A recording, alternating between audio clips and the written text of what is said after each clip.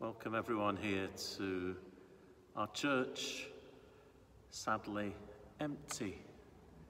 I would love it to be full of all of you and all our families and all those people who find this place such a place of sanctuary, a place where they belong. But hopefully very soon that will be the case. I'm here, the altar, the high altar, a place of beauty, a place of wonder. We're thinking about the next stage of the journey of our children in preparing for Holy Communion. I've indicated that it won't take place now until the autumn, probably, perhaps in October. But we want to keep the journey going. We want to keep that development and understanding of what it means to be a child of God. The next unit we're asking you to do with your children, to complete the workbook, to talk it through with them and to experience it, and then to send the workbook back in, and then your children can take part in a special way. And we'll try and maintain that level of communication and relationship to bring us from isolation into communion, which is what our destiny is. So this unit, we're a people who follow Jesus. Last week we had thank you so much to those who took part in the wonderful passing on of the light of Christ with the candle, which somehow magically went round all your homes and ended up back here with me.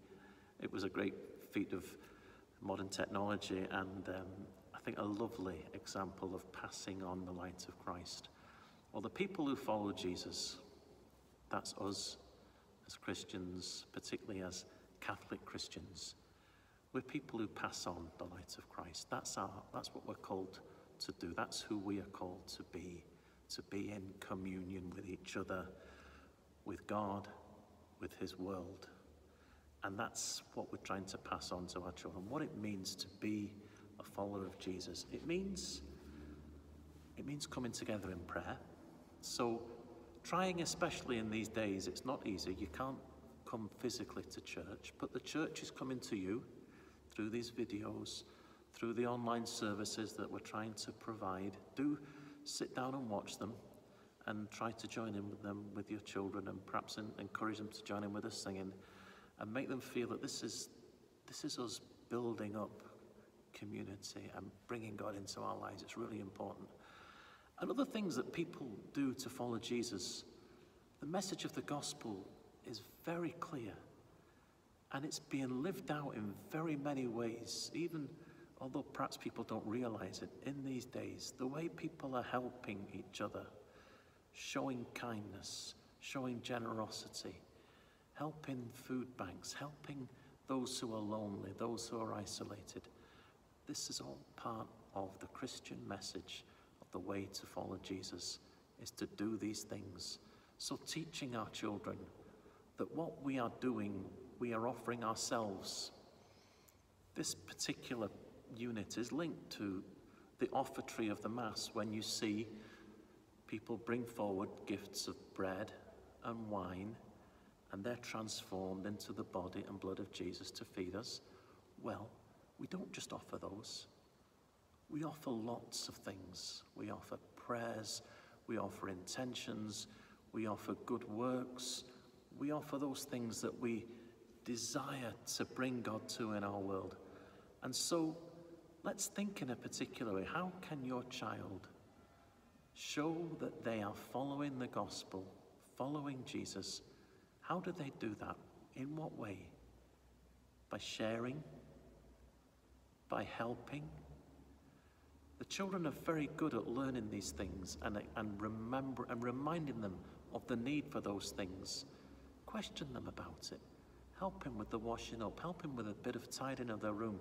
Something that brings them away from just being about what I receive to what I give. That's what communion truly is. It makes us be the people we are meant to be. And in your own lives as parents, the incredibly challenging and wonderful life of a parent, especially in these days. I know some of you are trying to be teachers, and that must be awful. I've had my nephew round me up yesterday. He's only 7. He wanted some help with his RE work while he was at home with his dad, and so I tried to help him a little bit.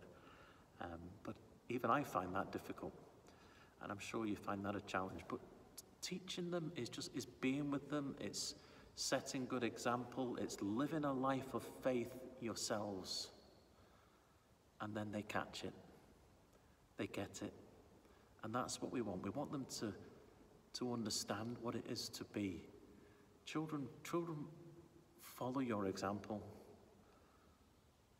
and you know that the sense of fulfillment that you desire is difficult to satisfy. And the Lord, in our faith, in celebrating our faith, in allowing God into our lives, starts to provide that satisfaction, remembering some of those videos and some of those discussions we've had with Father Stephen Wang.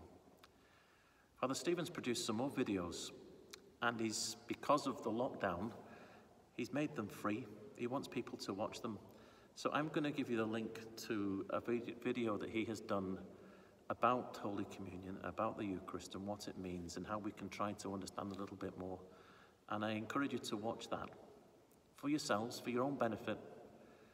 We have to first remember that example I've given you several times of in those days when we used to be able to go on a plane. The steward would say, in case of emergency, an oxygen mask will fall down. Fit your own mask first, and then you will be able to help better your child fit theirs. Fit your own oxygen mask first.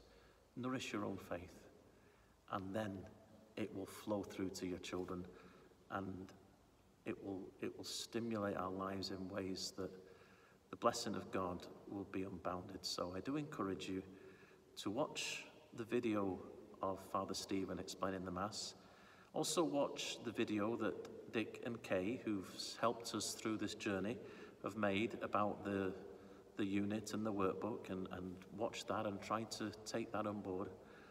And help your children fill the workbook in and send it back to us.